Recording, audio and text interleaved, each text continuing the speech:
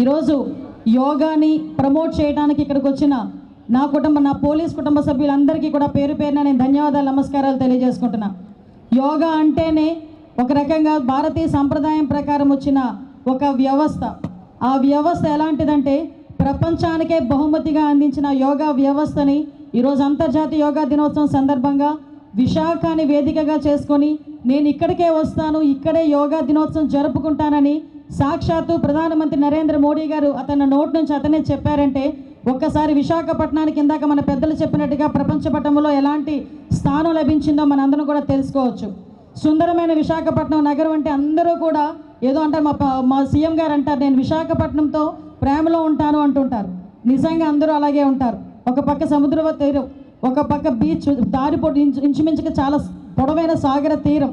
ఇలాంటి సాగర తీరంలో ఇలాంటి ప్రమోషన్ కనుక వస్తే డెఫినెట్గా ప్రపంచవ్యాప్తంగా ప్రజలందరూ కూడా యోగాకి కనెక్ట్ అవుతారు.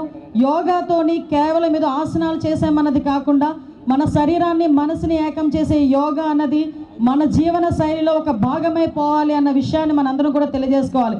ఎప్పటి నుంచో పూర్వీకుల నుంచి వస్తున్న యోగా ఈ టైంలో వచ్చేసరికి ఇందాక మన విష్ణుకుమార్ రాజు గారు అన్నట్టుగా పిజ్జాలు బర్గర్ల దగ్గర నుంచి మళ్ళీ రిపిటేషన్, మళ్ళీ సర్కిల్ లాగే మళ్ళీ ఈరోజు యోగాకి ఒక ప్రాధాన్యత సంతరించుకుంది.